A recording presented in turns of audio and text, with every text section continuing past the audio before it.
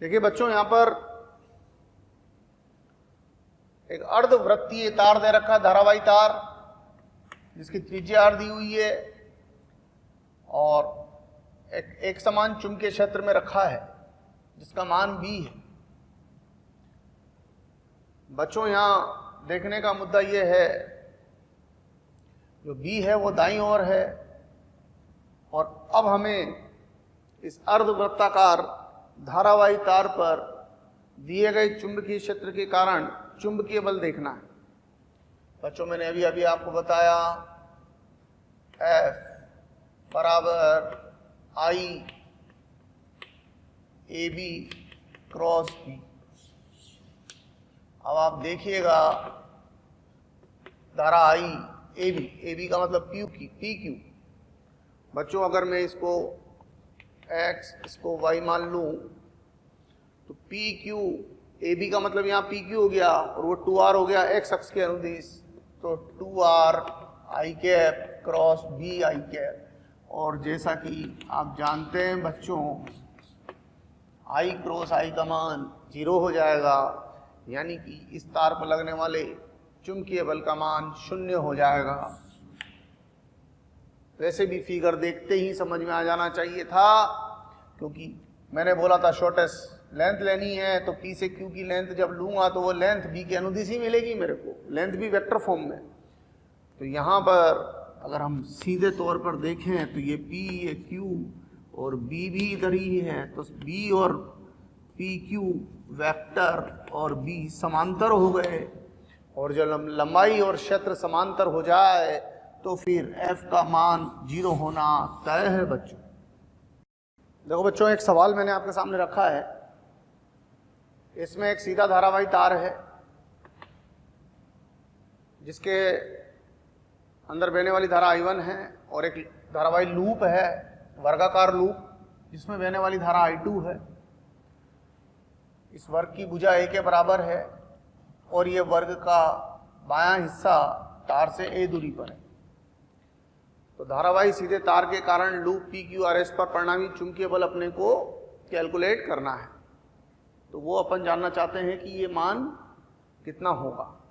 बच्चों, यहाँ पर देखने का पहलू ये है, आप सोच रहे होंगे कि सर लूप के लिए तो आपने भी बताया था कि 4-0 होता है, बट उसके साथ कंडीशन थी बच्चों। मैंने बोला था लूप पर लगने वाला परिणामी बल 0 होता है, लेकिन कब, ये आपको ध्यान रखना पड़ेगा, तब जब चुंबकीय क्षेत्र एक समान हो। यहाँ चुंबकीय क्षेत्र एक समान नहीं है। इस तार से जैसे जैसे दूर जाऊंगा चुंबकीय क्षेत्र वीक पड़ता जाएगा, तो ये असमान चुंबकीय क्षेत्र में रखा हुआ है। तो यहाँ पर इंपॉर्टेंट पॉइंट ये है कि लूप असमान मैग्नेटिक फील्ड में स्थित है, इसलिए यहाँ उसके ऊपर लगने वाला फोर्स 0 नहीं होगा। असमान, या यूं कहिए असमरूप मैग्नेटिक फील्ड में स्थित है। तो कितना होगा वो अपन देखते हैं बच्चों। यहाँ पर एक और चीज मैंने आपको सीधे तार पर मैग्नेटिक फोर्स कैलकुलेट करना सिखाया, डायरेक्शन देखना सिखाया। कैसे? बहुत इजी वे में समझिए। जिधर धारा बह रही उधर अंगूठा ले लें, क्षेत्र की दिशा में उंगलियां, तो आगे की तरफ धारावाही तार पर बल दिख जाएगा। समझिएगा, जैसे इस वाले हिस्से पर धारावाही तार के कारण इसके सारे बिंदुओं पर चुंबकीय क्षेत्र एक समान है। तो इस वाले हिस्से पर तार के P से Q के हिस्से पर बल ले लेते हैं F1। इसमें धारा ऊपर बह रही है, फील्ड अंदर है, तो इस पर लगने वाला फोर्स इधर की तरफ होगा, धारा की दिशा में अंगूठा। यहाँ इसकी लोकेशन पर चुंबकीय क्षेत्र है, उसको B1 बोल देता हूं, वो अंदर की ओर है। इसकी लोकेशन पर भी चुंबकीय क्षेत्र अंदर की ओर ही है, लेकिन वो मान चेंज हो गया, उसको B2 बोल देते हैं। और यहां से यहां तक लगातार B कम होता जा रहा है। यहाँ B1 है और यहाँ V2 है, यहां से यहां तक जाते जाते कम होता चला गया, V1 से V2 की तरफ कम होता चला गया। इस पर जो फोर्स होगा, धारा की दिशा में अंगूठा, क्षेत्र की दिशा में उंगलियां, तो लेफ्ट साइड में होगा, तो इस पर फोर्स F1 होगा। जाहिर है इसमें धारा नीचे बह रही है, क्षेत्र अंदर है, तो इस पर फोर्स F राइट साइड में होगा, तो इस वाली भुजा पर फोर्स राइट साइड में होगा, लेकिन मान चेंज हो जाएगा क्योंकि यहां क्षेत्र अलग है। इस वाले तार में धारा दाएं ओर बह रही है, बट इसके सारे बिंदुओं पर मैग्नेटिक फील्ड अंदर ही है, तो इस पर फोर्स जो लगेगा वो ऊपर की तरफ लगेगा, और इसमें धारा इधर लेफ्ट में बह रही है, फील्ड अंदर है, तो इस पर फोर्स नीचे लगेगा। तो बच्चों एक बात समझने की कोशिश करिएगा, यहां से यहां तक फोर्स ऊपर लगेगा और यहां से यहां तक फोर्स नीचे लगेगा, लेकिन इस अल्पांश पर जितना ऊपर लगेगा इस अल्पांश पर उतना ही नीचे लगेगा, इस अल्पांश पर जितना ऊपर लगेगा उस अल्पांश पर उतना ही नीचे लगेगा। और आप नोटिस करिएगा कि इस अल्पांश पर कम, फिर उसके पड़ोस वाले पर ज्यादा, ज्यादा, यहां ज्यादा। तो इधर का जो फोर्स है और इधर का जो फोर्स है, यहां वाला यहां वाले से बैलेंस, ये इससे बैलेंस, ये इससे बैलेंस, ये इससे बैलेंस, यानी इस भुजा का फोर्स इस भुजा के फोर्स से बैलेंस हो जाएगा। तो ये सारे फोर्सेज इन सब से बैलेंस हो जाएंगे, बट ये और ये बैलेंस नहीं होगा। इसने इसको किया, इस अल्पांश वाले ने इसको किया, इसने इसको किया, तो ये तो सारे इनसे बैलेंस हो गए, बट ये कैसे इसको बैलेंस करेगा? क्यों? क्योंकि इसका मान अलग है, इसका मान अलग है। F1 बराबर I इंटू L, L लंबाई यानी A, V1, F2 बराबर I into A into V2, F net, इस पर लगने वाला net force F1 minus F2, F1 minus F2, left side में, किधर की तरफ? लेफ्ट साइड में। तो अगर वेक्टर फॉर्म में बोलेंगे तो लेफ्ट वार्ड्स, बाएं ओर। तो बच्चों यहां पर F बराबर हो जाएगा I A V1 minus V2, I A V1, V1 कितना बच्चों? सीधे धारावाही तार के कारण मैग्नेटिक फील्ड होता है म्यू आई अपॉन 2 पाई डी, तो mu naught I1 upon 2 pi D, D मतलब यहां से यहां तक A, माइनस इसके म्यू नॉट I1 अपॉन, ये I2 है बच्चों ना,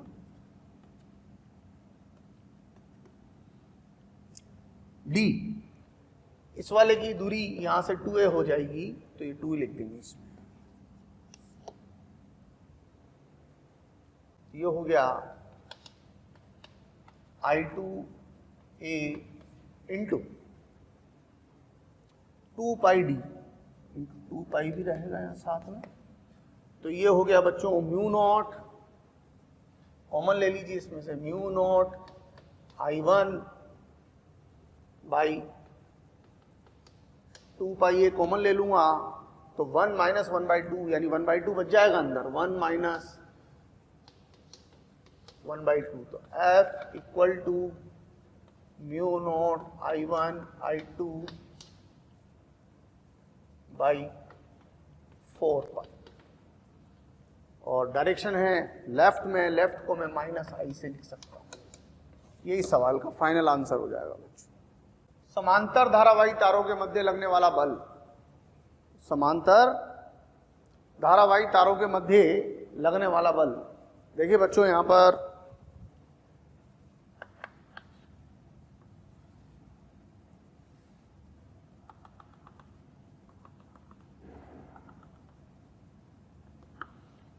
मान लीजिए इस तार में धारा बह रही है I1, इसमें तारा बह रही है I2। अब देखने का पहलू यह है बच्चों, इसके कारण ये दूरी इनकी बीच की d मान लेते हैं, इसको तार A बोल देते हैं, इसको तार B बोल देते हैं। तार A पर B के कारण बल बच्चों इस तार का यहाँ पर क्षेत्र होगा, वो क्षेत्र इस पर बल लगाएगा। इस तार का यहाँ क्षेत्र होगा, वो क्षेत्र इस पर बल लगाएगा। अपन देख रहे हैं तार ए पर बी के कारण बल, तो ए पर ये ए को बना दिया। बी का चुंबकीय क्षेत्र यहां पर बाहर की तरफ होगा, इसका चुंबकीय क्षेत्र यहां पर बाहर की तरफ होगा, बाहर यानी डॉट का होगा, और बी का मान होगा म्यू नॉट। इसका चुंबकीय क्षेत्र यहां देख रहा हूं, mu naught I2 upon 2 pi D. चुंबकीय क्षेत्र बाहर है और धारा ऊपर बह रही है, तो धारा ऊपर चुंबकीय क्षेत्र बाहर, तो फोर्स इधर की तरफ लगेगा, तो यहां पर फोर्स इधर की तरफ लगेगा। मान लीजिए मैं इस तार के अल्पांश dl पर फोर्स की कैलकुलेशन करना चाहता हूं, तो इस पर df फोर्स लग जाएगा और df का मान हो जाएगा I dl into I1 dl into b यानी कि mu naught I2 by 2 pi D. तो df बाय dl फोर्स पर यूनिट लेंथ बोलेंगे इसको, फोर्स पर यूनिट लेंथ बराबर हो जाएगा बच्चों mu naught I1 I2 upon 2 pi D. Mu naught I1 I2 upon 2 pi D. अब अगर मैं इसी तरीके से तार बी पर ए के कारण बल देखूं, ये तार बी, इसमें बह रही है धारा I2, I1 के कारण यहां आते आते क्षेत्र I1 ऊपर थी, यहां क्षेत्र क्रॉस का होगा और B का मान होगा mu naught I1 upon 2 pi D. एक बात, इसके किसी अल्पांश पर फोर्स निकालना है तो वो अल्पांश dl, फील्ड अंदर, लंबाई करंट ऊपर, तो फोर्स इधर की तरफ हो जाएगा, तो यहाँ df इधर की तरफ हो जाएगा लेफ्ट में, तो df बराबर हो जाएगा बच्चों I2 dl into mu naught I1 upon 2 pi D, और df बाई dl यानी फोर्स पर यूनिट लेंथ बराबर हो जाएगा mu naught I1 I2 upon 2 pi D. वही सेम। तो पूरी कहानी का निचोड़ क्या निकला बच्चों, ये अगर दो तार हैं अनंत लंबाई के और इसमें धारा I1, इसमें धारा I2 बह रही है, तो ये तार इसको लेफ्ट में बल देगा, ये तार इसको राइट में बल देगा, यानी आकर्षण हो गया। तो अगर दो समांतर तार हैं, धारा की दिशा उनमें समांतर है, तो वो दोनों तार एक दूसरे को अट्रैक्ट करेंगे, आकर्षण का बल लगाएंगे। एंड फोर्स पर यूनिट लेंथ का मान होगा mu naught I1 I2 upon 2 pi D. और सेकंड केस, अगर दोनों तारों में धारा विपरीत होती, एक में ऊपर एक में नीचे, तो बच्चों उस केस में जो फोर्स लगेगा वो प्रतिकर्षण का होगा। इसके ऊपर उसके कारण फोर्स लेफ्ट में और इसके कारण इस पर फोर्स राइट में, रिपल्शन, प्रतिकर्षण।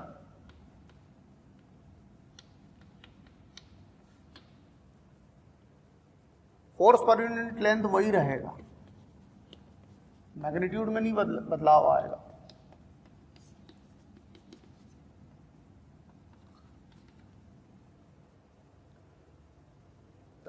राइट हैंड रूल से इस बात को बहुत आसानी से समझ सकते हैं। इसके ऊपर फोर्स देखना है, इसका फील्ड यहां जाके देखूंगा इसका फील्ड यहां जाके देखूंगा तो इनवर्ड फील्ड मिलेगा इसकी पोजीशन पर। कैसा फील्ड मिलेगा? इनवर्ड। हमें इतना प्यार देने के लिए थैंक यू वेरी मच। हज़ारों बच्चे हमारे टीचर्स के वीडियोस का लाभ उठा रहे हैं और अपनी पढ़ाई में लगे हुए हैं। अपने डिस्क्रिप्शन बॉक्स में जो लिंक दिया हुआ है उसको क्लिक करके अपना एनरोलमेंट सुनिश्चित करें। जो बच्चे हमारे डाउट क्लियरिंग सेशंस में एनरोल होना चाहते हैं, हमारे स्टडी मटेरियल को पढ़ना चाहते हैं, वो अपने आप को रजिस्टर करवाएं। और फील्ड अंदर धारा नीचे, फील्ड अंदर धारा नीचे, तो यहां फोर्स ऐसा लगेगा। इसका फील्ड यहां आके देखूंगा तो ये इसमें धारा नीचे है, तो यहां क्रॉस का फील्ड है, ये फील्ड उसका है, ये फील्ड इसका है। यहां फील्ड अंदर, धारा ऊपर, तो फोर्स इधर लगेगा। तो कहने का तात्पर्य क्या? समांतर तारों में धारा समान दिशा में है तो वो दोनों एक दूसरे को रिपेल करेंगे, वो दोनों एक दूसरे को अट्रैक्ट करेंगे। और समांतर तारों में धारा विपरीत दिशा में है तो वो दोनों एक दूसरे को प्रतिकर्षित करेंगे, रिपेल करेंगे, रिपल्शन। जहां रिपल्शन होगा वहां अट्रैक्शन। ठीक है बच्चों, इस सवाल में ये तो अनंत लंबाई का तार है और ये एल लंबाई का तार है जिसका द्रव्यमान m है, और ये तार इससे d दूरी पर है। ये स्वतंत्र है और ये फिक्स्ड है। इसमें बहने वाली धारा I1 है, इसमें बहने वाली धारा I2 है। दोनों ऊर्ध्वाधर तल में है इस तरीके से, एक नीचे है एक ऊपर है ऐसे। अब सवाल ये है बच्चों कि I2 का मान कितना होना चाहिए ताकि तार भी संतुलन में बना रहे। तो पहले तो कंसेप्ट बता दूं, dF/dl प्रति इकाई लंबाई पर लगने वाला बल mu naught I1 I2 upon 2πd के बराबर होता। और मैंने कल ही आपको मतलब इसके पहले ही आपको समझाया कि अगर समांतर तारों में धारा विपरीत दिशा में है तो वो दोनों एक दूसरे को प्रतिकर्षित करते हैं, तो इसके कारण इस पर धक्का लगेगा ऊपर की तरफ। तो तार B पर मैग्नेटिक फोर्स ऊपर लगेगा और इसका भार नीचे लगेगा। संतुलन में है तो इसके ऊपर नेट फोर्स 0 होना चाहिए। तो magnetic force is equal to mg। और बच्चों, इकाई लंबाई पर अगर इतना बल लग रहा है तो यहाँ से यहाँ तक की जो लंबाई है वो L है, तो L लंबाई पर लगने वाला बल निकालने के लिए इंटू L कर लेंगे। तो mu naught I1 I2 divided by 2πd into L equal to mg। क्या चाहिए बच्चों अपने को? I2। तो I2 is equal to 2πd into mg divided by mu naught I1 into L। तो ये हमारे सवाल का फाइनल आंसर हो गया। तो बच्चों यहां पर एक सवाल हमारे सामने है, ACDEFG एक धारावाही तार है जिसमें प्रत्येक हिस्से की लंबाई L है। ये वाला हिस्सा, ये वाला, प्रत्येक हिस्से की लंबाई L है। और ये पूरा धारावाही तार एक समान चुंबकीय क्षेत्र में रखा हुआ है जिसकी दिशा यहाँ पर ये x है, ये y है और ये z है। तो एक समान चुंबकीय क्षेत्र y दिशा में है। तो अपने को ज्ञात करना है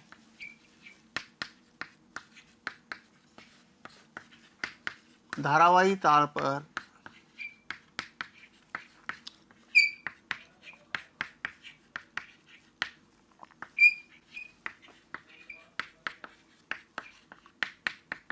लगने वाला बल कितना होगा। धारावाही तार पर जो बल है वो कैलकुलेट अपने को करना है। बच्चों, पहली चीज तो एक कॉन्सेप्ट समझ लो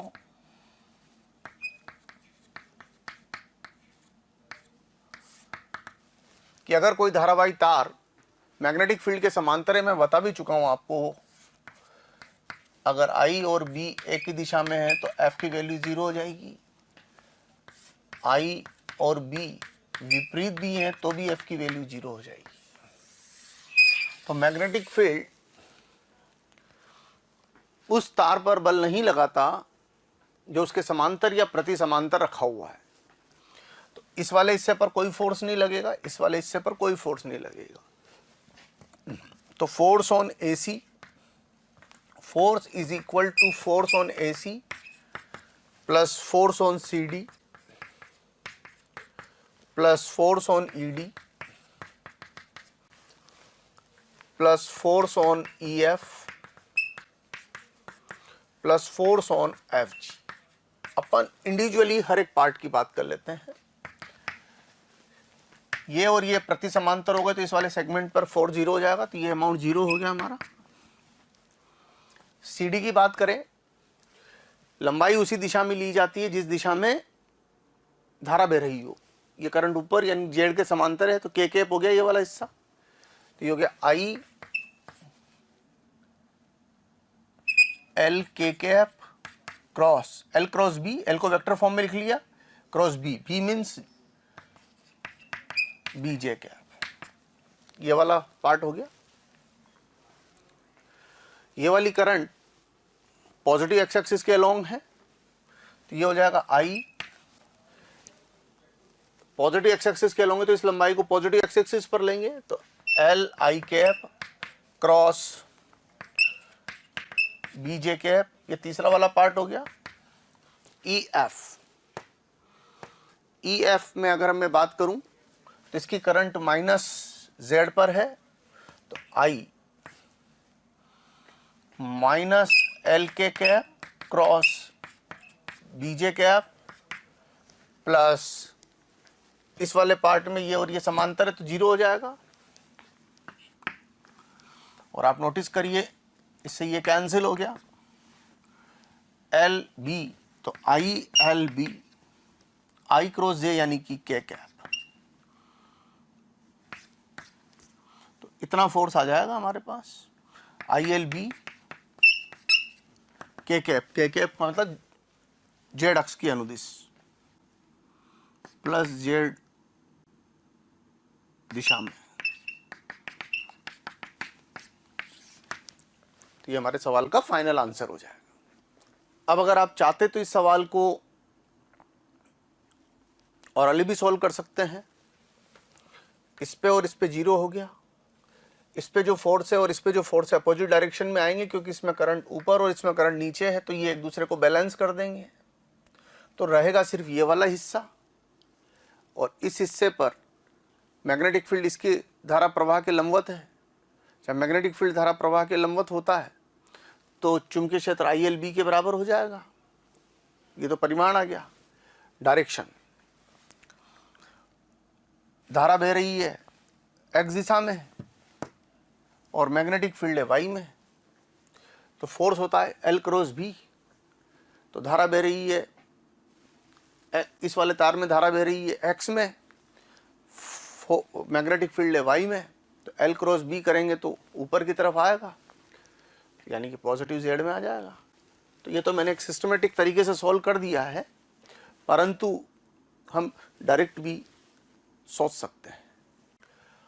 बच्चों, इस सवाल में एक धारावाही तार है जिसमें 3 एम्पियर की धारा बह रही है, और ये लंबाई 6 है और ये लंबाई 8 सेंटीमीटर है। अब हमें धारावाही तार पर चुंबकीय बल ज्ञात करना है। धारावाही तार पर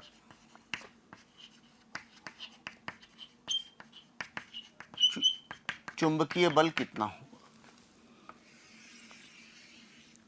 ये अपने को कैलकुलेट करना है। अब यहां पर बच्चों मैंने आपको एक कॉन्सेप्ट बताया था,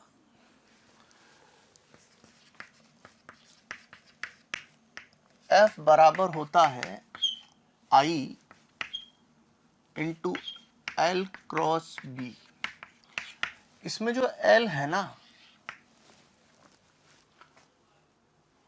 वो डिस्प्लेसमेंट फॉर्म में है। धारा का विस्थापन देखिए, धारा यहां से प्रवेश करी और यहां पर I, this is displacement of current. धारा का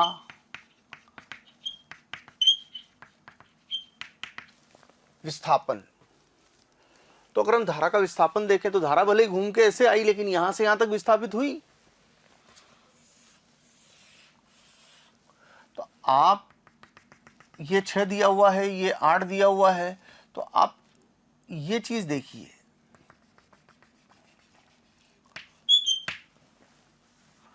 तो mod L is equal to, ये 6 है, ये 8 है, तो जाहिर है ये 10 सेंटीमीटर हो जाएगा पाइथागोरस से।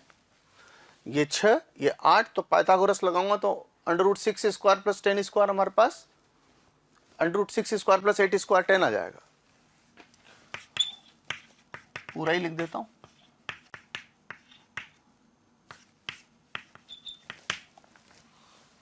तो F हो गया। अच्छा, और फील्ड दिया हुआ है अंदर की तरफ, तो कोई सदिश अगर अंदर की तरफ है तो इस वेक्टर के साथ, इस वाले वेक्टर के साथ वो 90 डिग्री का एंगल बनाएगा।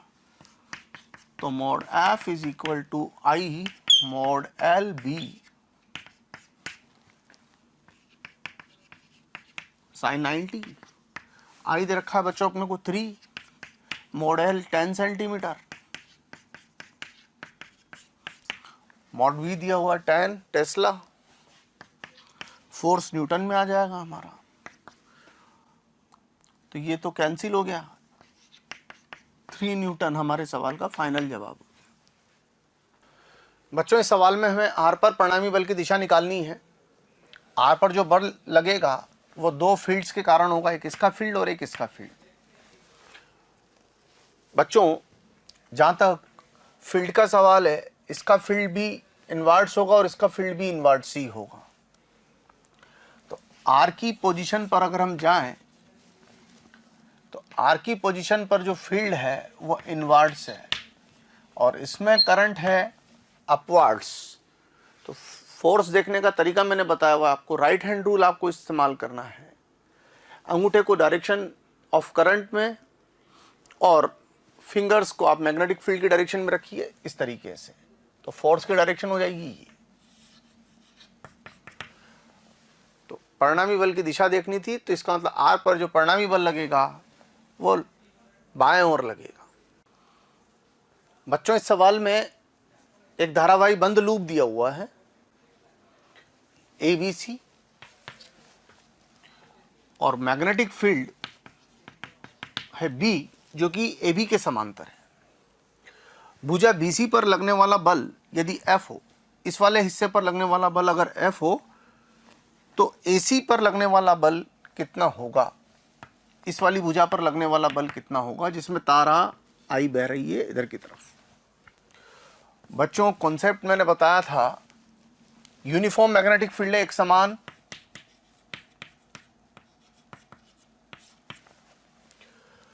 अगर हम कॉन्सेप्ट पर जाएं तो in uniform magnetic field force on close loop equal to 0। Close loop पर लगने वाला फोर्स 0 होता है। तो force on AB plus BC plus CA equal to 0। परंतु मैं आपको एक और स्टेटमेंट बता चुका हूं कि जो धारावाही तार मैग्नेटिक फील्ड के समांतर होता है उस पर भी फोर्स नहीं होता। तो इस वाली साइड पर फोर्स 0 हो गया, तो ये वाला ब्रांच पर 0 है। इस वाली ब्रांच पर क्वेश्चन में F दिया हुआ है अपने को, उसको F लिख दीजिए, इसके लिए पूछा हुआ है उन्होंने। तो आंसर हो गया हमारा -F। देखिए बच्चों, जो सवाल हमारे सामने है उस सवाल में 3 धारावाही तार हैं A B C, सब में एक जैसी धारा बह रही है।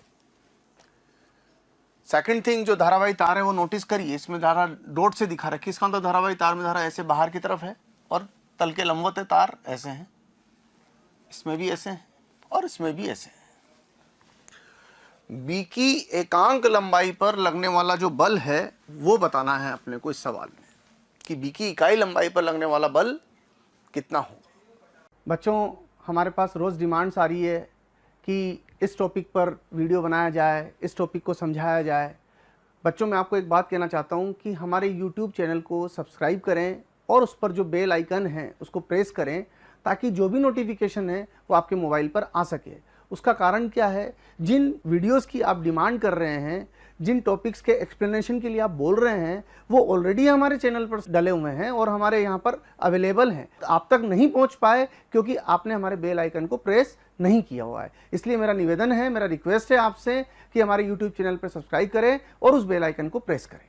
बच्चों, अगर हम तार बी को लें जिसमें धारा आई बह रही है, तो आप नोटिस करिए इन दोनों में समान दिशा में धारा बह रही है, और समान दिशा में जब धारा बहती है तो तार एक दूसरे को आकर्षित करते हैं। तो तार सी द्वारा तार बी को अपनी ओर खींचा जाएगा, तो इधर की तरफ बल लगेगा।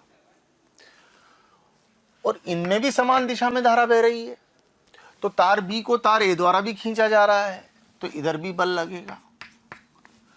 तो dF by dl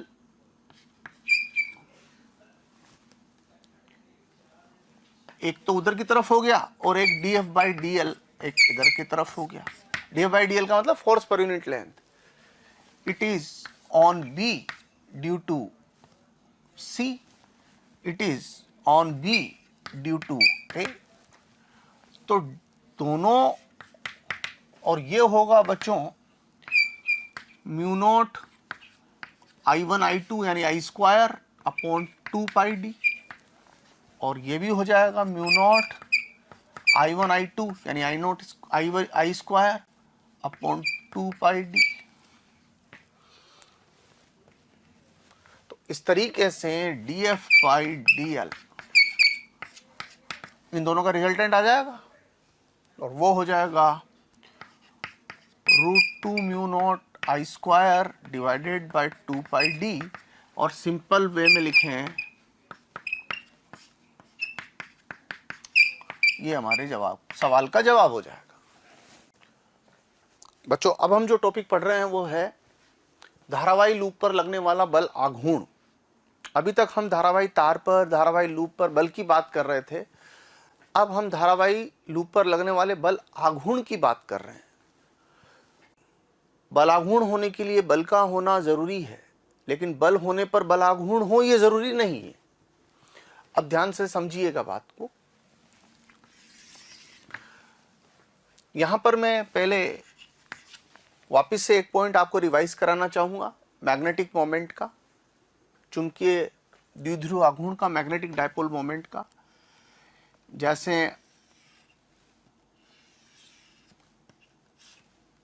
ये कोई धारावाही लूप है, तो धारावाही लूप में मैग्नेटिक मोमेंट देखने के लिए सिंपल तरीका है। जैसे आपको धारा बहती हुई दिखाई दे रही है, मैंने चित्र ध्यान से देखना, ऐसे बनाया है, इसका मतलब हम इधर से देख रहे हैं। धारा इसमें क्लॉकवाइज बह रही है, उंगलियों को क्लॉकवाइज घुमाए तो थंब इधर की तरफ हो गया, इसका मतलब इसका मैग्नेटिक मोमेंट लेफ्ट में होगा। अगर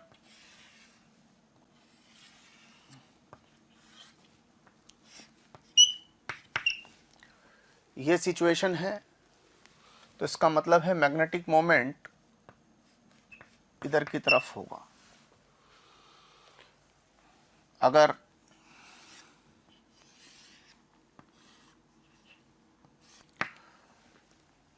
ये सिचुएशन है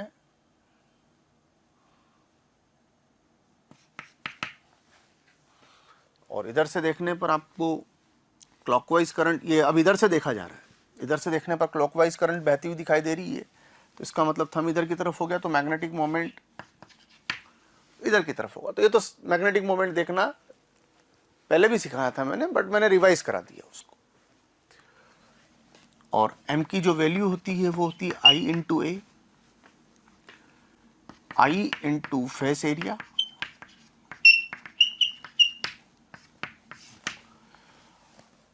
अब अगर मान लीजिए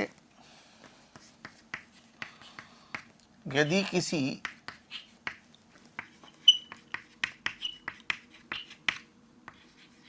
धारावाही लूप को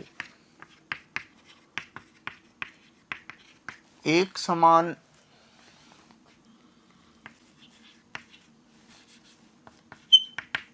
मैग्नेटिक फील्ड में रखा जाए तो उस पर लगने वाला बल आघूर्ण टॉर्क बराबर होता है m cross b।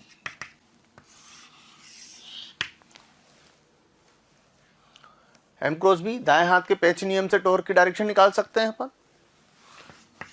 Mode of torque हो जाएगा M B sine theta,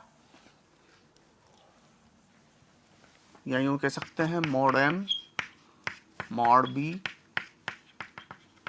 sign theta. यहाँ थीटा है एम व बी के मध्य कोण।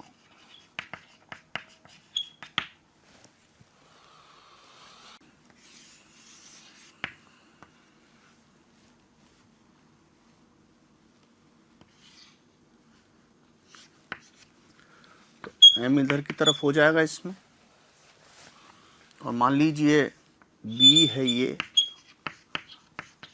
अप्लाइड है, ये फील्ड इसका खुद का क्रिएट किया हुआ फील्ड नहीं है, ये बाहर से आरोपित किया गया फील्ड है, और ये थीटा है। तो अब हम यहां पर एक चीज समझ सकते हैं, स्पेशल केसेस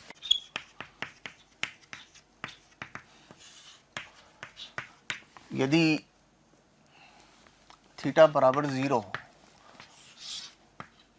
एम बी इधर और बी बी इधर, तो टॉर्क 0 हो जाएगा।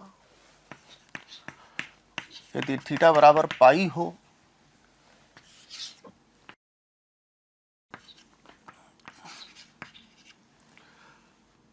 तो भी टॉर्क 0 आएगा।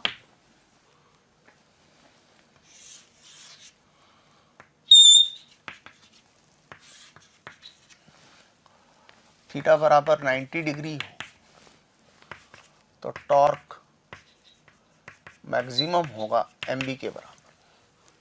तो इस केस में मैक्सिमम टॉर्क मिलेगा अपने को। और जहां तक टॉर्क देखने का सवाल एम क्रॉस बी से देखा जाता है, जैसे एम इधर है बी इधर है, तो टॉर्क की दिशा अंदर की तरफ हो गई। अंदर का मतलब हो गया कि ये इसका जो टॉर्क है वो इसको क्लॉकवाइज घुमाने की कोशिश करेगा। एम को बी की तरफ घुमा के देखें, उंगलियां कैसे घूम रही है क्लॉकवाइज, इसका मतलब इसका टॉर्क इस लूप को क्लॉकवाइज घुमाने की कोशिश करेगा।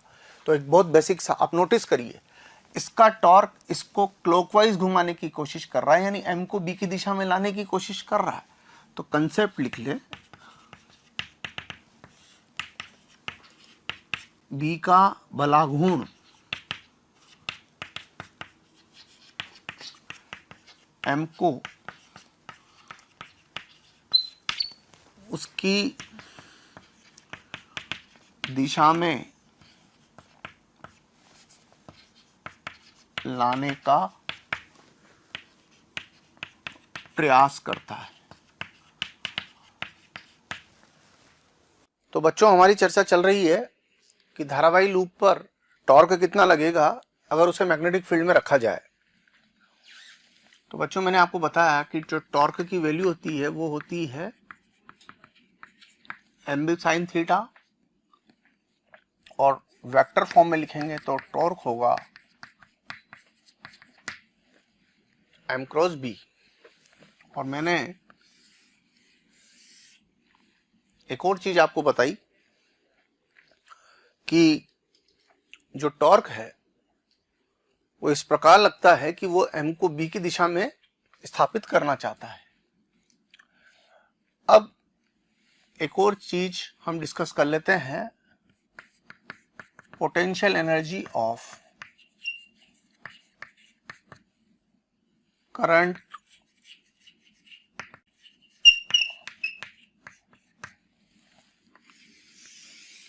Carrying loop. धारावाही लूप को अगर हम मैग्नेटिक फील्ड में रखें तो उसकी पोटेंशियल एनर्जी कैसे कैलकुलेट की जाती है उस पर चर्चा करते हैं अपन। तो लूप की पोटेंशियल एनर्जी कैसे कैलकुलेट करेंगे उस पर चर्चा करते हैं। मान लीजिए ये एक लूप है जिसका मैग्नेटिक मोमेंट इस दिशा में है और B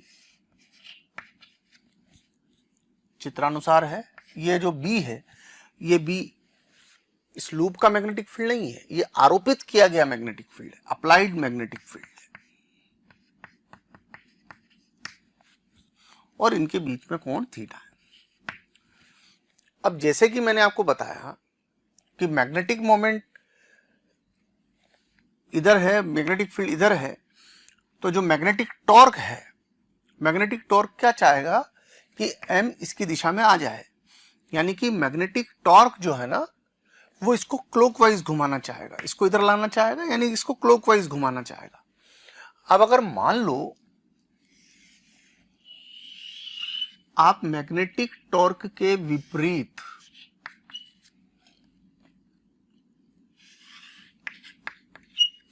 इसको थोड़ा सा और घुमा देते हैं, ये कोण तो थीटा था, तो थीटा प्लस ये कोण बढ़ाकर हमने डी थीटा कर दिया।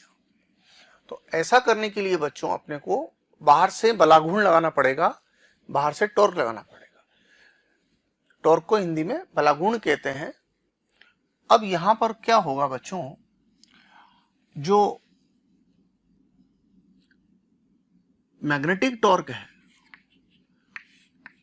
वो तो है क्लॉकवाइज, और जो एक्सटर्नल टॉर्क है वो है एंटी क्लॉकवाइज।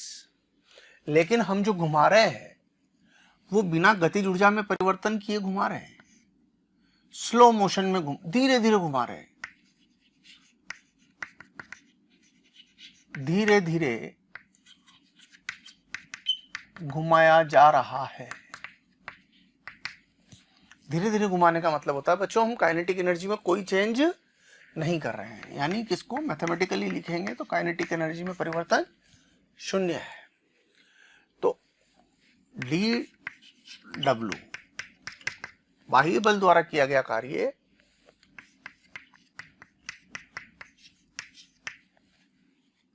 होगा ये, और external torque M B sine theta के बराबर हो जाएगा, क्योंकि ये इसके बराबर है।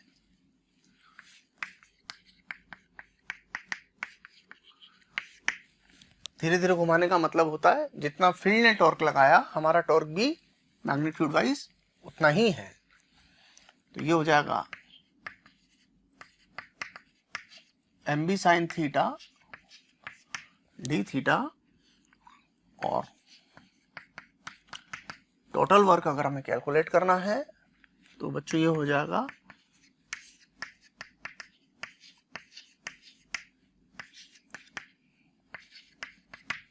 थीटा इनिशियल से थीटा फाइनल। और इस तरीके से वर्क की कैलकुलेशन अपने पास निकल के आ जाएगी।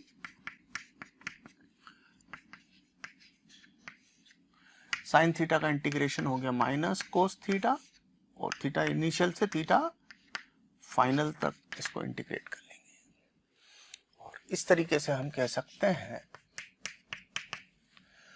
कि ये हो जाएगा बच्चों एम बी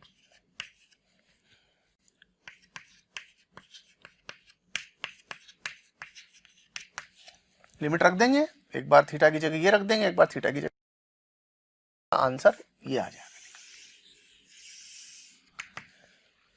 तो इस तरीके से हम पता लगा सकते हैं कि एक कोण से दूसरे कोण तक ले जाने के लिए हमें कितना कार्य करना पड़ेगा। परंतु डेल्टा यू बराबर होता है बाह्य बल द्वारा कार्य, चूंकि डेल्टा के 0 है। जब गतिज ऊर्जा में कोई परिवर्तन ना हो, प्रक्रिया बहुत धीमी हो, तो उस स्थिति में हम जो भी कार्य कर रहे हैं वो यहां पर स्थिति ऊर्जा में परिवर्तित हो जा रहा है। तो U final minus U initial बराबर MB cos of theta final minus cos of theta initial. तो ये हम एक और फॉर्मूला लिख सकते हैं इस थ्योरम की हेल्प से। बच्चों, अगर आपको हमारे वीडियोस पसंद आते हैं, आपको हमारा पढ़ाया हुआ समझ आता है, तो आप हमारे वीडियोस को लाइक करें, शेयर करें। इससे आपको भी बेनिफिट होगा और साथ में ज़रूरतमंद स्टूडेंट्स तक हमारी बात पहुंच पाएगी। बच्चों, आपका जो प्यार इसमें हमें मिलता है, उससे हमें मोटिवेशन मिलता है, वो हमारे लिए बूस्टर डोज का काम करती है।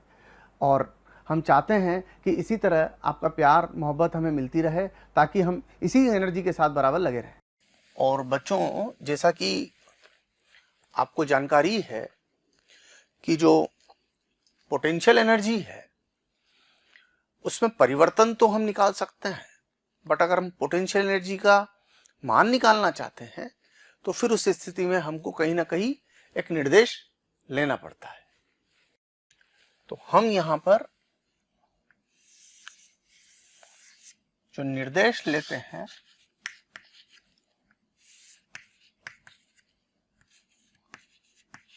वो 90 डिग्री वाली स्थिति को निर्देश लेते हैं और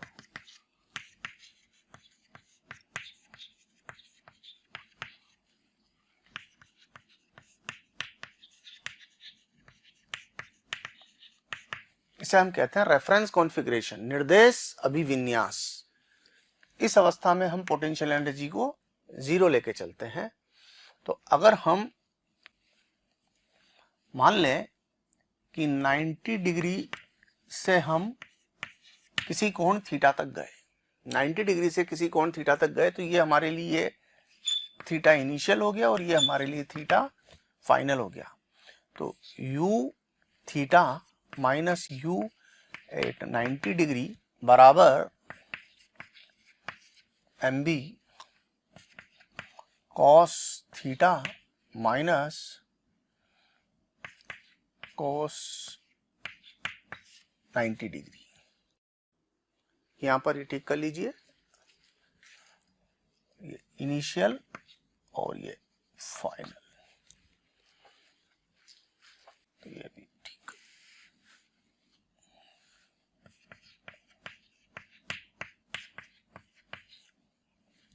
और इस तरीके से ये मान तो 0 है,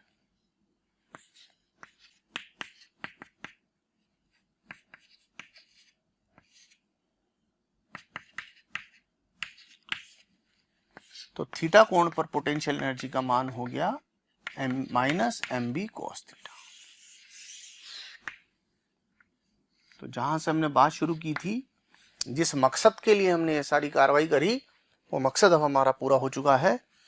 अगर हम किसी धारावाही लूप की पोटेंशियल एनर्जी निकालना चाहते हैं कि कितनी है, तो हम इस फॉर्मूले से निकालेंगे, minus M B cos theta से हम उसकी पोटेंशियल एनर्जी निकालेंगे। बस इतना ध्यान रहे कि इसमें हमने जो 90 डिग्री वाला अभिविन्यास है, उसको रेफरेंस अभिविन्यास बोला है। रेफरेंस मतलब निर्देश, कॉन्फ़िगरेशन मतलब अभिविन्यास। तो 90 डिग्री वाली स्थिति में हमने निर्देश चुना है। निर्देश का मतलब उससे तुलना करके अन्य स्थितियों में हम पोटेंशियल एनर्जी कैलकुलेट कर रहे हैं। तो यहां पर जो मेन बात है वो ये है, यदि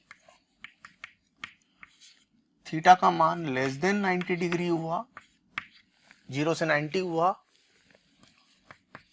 तो u लेस देन 0 होगा। यदि थीटा 90 हुआ तो u 0 होगा। यदि थीटा ग्रेटर देन 90 और लेस देन 180 डिग्री हुआ तो u पॉजिटिव होगा। u 0 डिग्री पर पोटेंशियल एनर्जी माइनस mb होगी एंड u 180 डिग्री पर प्लस mb होगी। क्या अर्थ है इस मेरी बात का, कि अगर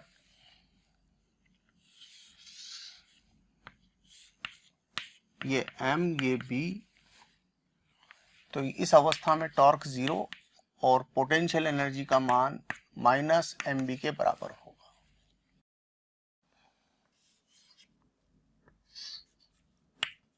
अगर ये m और ये b है तो इस अवस्था में टॉर्क mb होगा और पोटेंशियल एनर्जी 0 होगी। और अगर ये m और ये b है तो इस अवस्था में टॉर्क 0 होगा, पोटेंशियल एनर्जी प्लस mb होगी।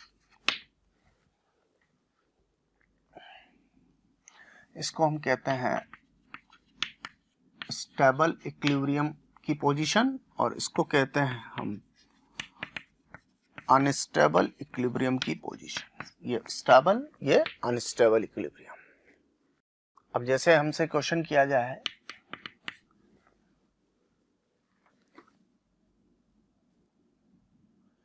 किसी धारावाही लूप का चुंबकीय आघूर्ण m है, इसे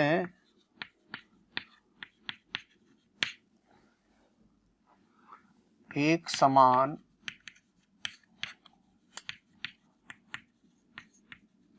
चुंबकीय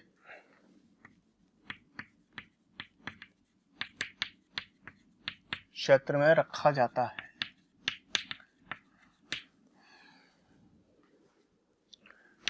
थीटा बराबर 0 से थीटा बराबर 180 डिग्री तक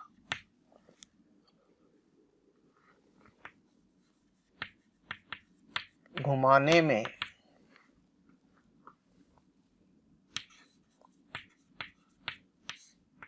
कितना कार्य करना होगा। तो डेल्टा U यानी कि W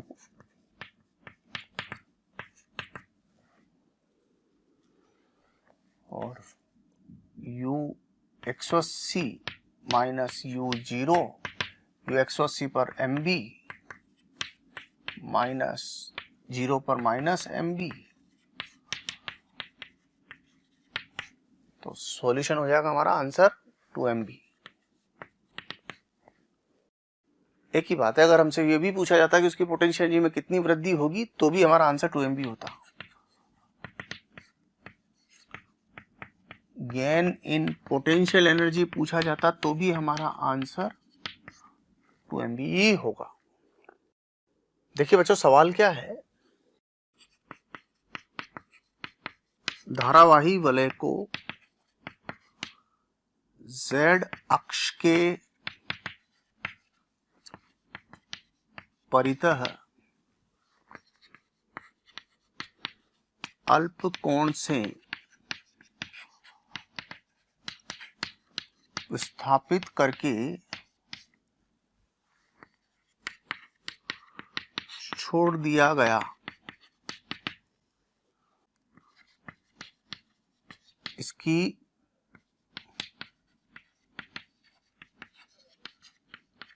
दोलन आवृत्ति क्या होगी। सवाल क्या है, एक रिंग है इस तरीके से, ऐसे एक रिंग है यूं रखी हुई है और उसको जेड अक्ष के परितः, यानी ये वाली एक्सिस ये है, ये तो फोटो में से तिरछी दिख रही है, अगर एक्चुअल में समझे तो यूं समझिए, ये रिंग है, इसमें करंट फ्लो कर रही है और ये इसकी जेड एक्सिस है, ये इस तल में रखी है ऐसे, और इस रिंग को हमने हल्का सा घुमा दिया ऐसे, इस एक्सिस के परितः ऐसे हल्का सा यूं घुमा दिया और छोड़ दिया। ऐसे समझिए कि बी तो अपनी जगह ही है, ये तो अप्लाइड मैग्नेटिक फील्ड है, और एम हमने इसको हल्का सा यूं घुमा दिया, तो ये एम और ये थीटा, और थीटा जो है ना वो अल्प है। तो मैंने आपको क्या फंडा बताया क्या कॉन्सेप्ट बताया कि एम की बी की कोशिश क्या होती है कि वो एम को अपनी दिशा में खींच के ले आए। तो जैसे ही हम इसको हल्का सा ऐसे घुमा, ये ऐसे है, ये जैसे ही हम इसको हल्का सा यूं घुमा के छोड़ेंगे तो बी वापिस एम को अपनी दिशा में लाना चाहेगा, तो ये यूं आएगा, लेकिन वहां रुकेगा नहीं क्योंकि वहां तक आते आते गतिज ऊर्जा आ चुकी होगी, तो ये यूं हो जाएगा, यानी ये ऐसे ऐसे ना दोलन करेगा।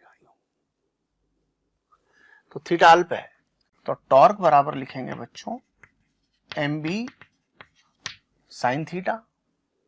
जब थीटा अल्प है तो हम इसको लिख सकते हैं एम बी इंटू थीटा, और टॉर्क को हम लिख सकते हैं आई इंटू अल्फा। अल्फा यहां पर कोणीय त्वरण है।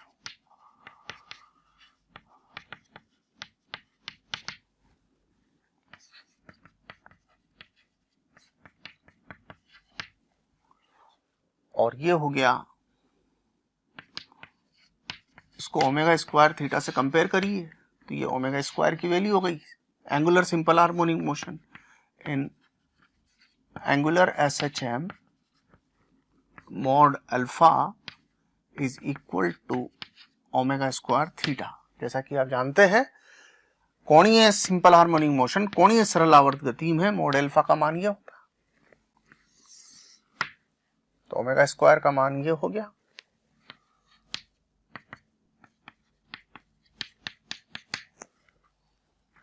तो ये ओमेगा होता 2 पाई एफ, तो ओमेगा बराबर 1/2 pi into under root M B by I, ये एफ हो गया।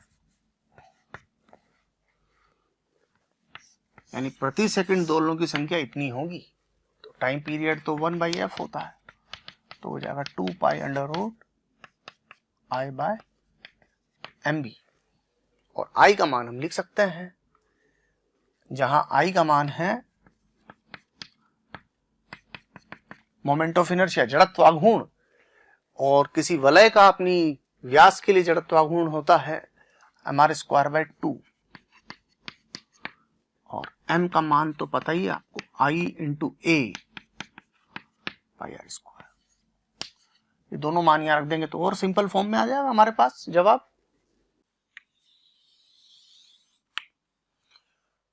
तो बच्चों यहां एक समबाहु त्रिभुज है, और जो मैग्नेटिक फील्ड है एक समान चुंबकीय क्षेत्र है, और ये धारावाही त्रिभुजाकार लूप उसी तल में है जिस तल में मैग्नेटिक फील्ड है। अपने को पता लगाना है कि इस धारावाही लूप पर लगने वाला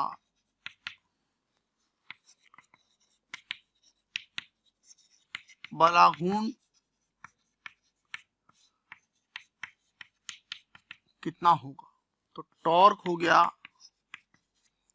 एम बी, क्योंकि एम तो बाहर की तरफ हो गया इसका और बी इधर है, तो 90 डिग्री का एंगल हो गया इसमें। और टॉर्क होगा बच्चों आई इंटू एरिया इंटू बी। सवाल है कि एरिया कितना, एरिया निकाल सकते हैं हम।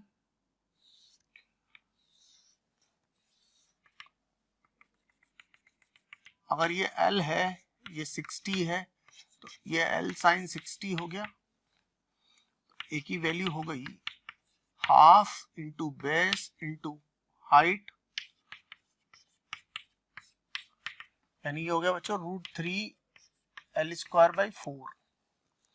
इसलिए टॉर्क की वैल्यू हो जाएगी I into √3L²/4 into B. ये अपना फाइनल जवाब हो गया। तो बच्चों एक सवाल और मैं आपके सामने रख रहा हूं।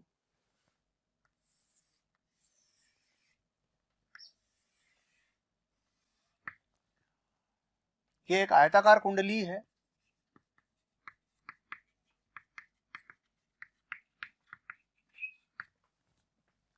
जिसकी चौड़ाई a और लंबाई b है, और इसमें बहने वाली धारा का मान I है।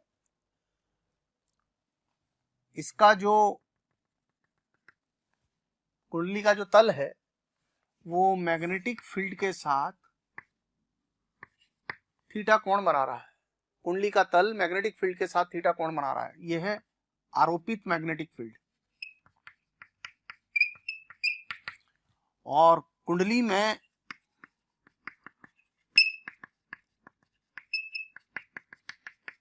फेरों की संख्या है n। तो अपने को बताना है कुंडली को स्थिर रखने के लिए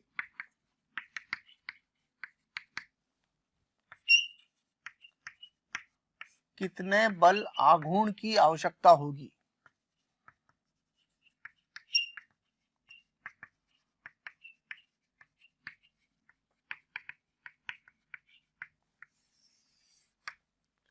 बच्चों एक बात बहुत समझने की है, बहुत सिंपल सी, मैंने आपको अभी पहले भी बताया कि जो आरोपित मैग्नेटिक फील्ड होता है वो कुंडली का जो चुंबकीय आघूर्ण होता है उसको अपनी दिशा में निर्देशित करना चाहता है।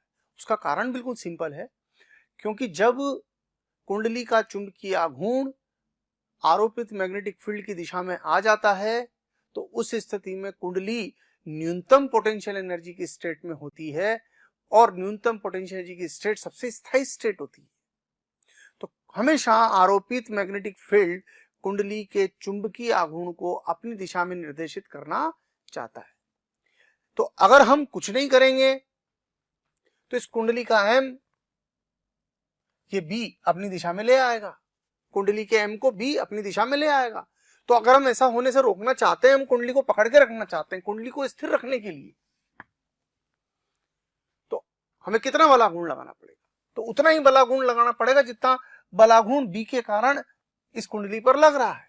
तो T एक्सटर्नल बराबर MB साइन फाई। लेकिन इंटरेस्टिंग बात बच्चों, ये जो फाई होता है ये M और B के बीच का कोण होता है। यहां हमें M और B के बीच का कोण नहीं दिया हुआ है, ये तो इसके तल और B के साथ के बीच का कोण दिया हुआ है। तो बच्चों अगर ये कुंडली है और ये इसके तल के साथ B का थीटा कोण बन रहा है, तो इसका जो M होगा वो तो इस कुंडली के तल के लंबवत ऐसे होगा। तो अगर इसके तल के साथ इसका कोण थीटा है तो इसका और इसके बीच का कोण ये और ये, तो M जो होगा इसके साथ 90 डिग्री के कोण पर होगा इसके साथ, और उसमें से थीटा कोण ये खा गया, तो बचा कितना? M का इसके साथ कोण 90 माइनस थीटा। तो यहाँ फाई का मान जो होगा M की जगह तो रखेंगे बच्चों NIA। आप सोच रहे होंगे सर आप तो IA लिख रहे थे अभी थोड़ी देर पहले।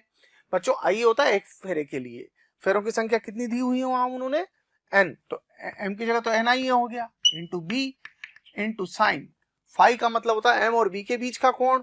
तो M और B के बीच का कोण 90 माइनस थीटा रहेगा। बच्चों ये हो जाएगा NIA, A का मतलब area, A into B cos theta. ये हमारे सवाल का जवाब रहेगा इस केस में। बच्चों अगर आपको लगता है कि जो टॉपिक्स हम यहाँ पढ़ा रहे हैं वो आपको चाहिए तो आप हमें कॉल करें। हमारा नंबर है 180021217999। एक बार मैं फिर से रिपीट कर रहा हूँ बच्चों, नंबर बहुत याद रखना बहुत ज़रूरी है, 180021217999। Thank you very much.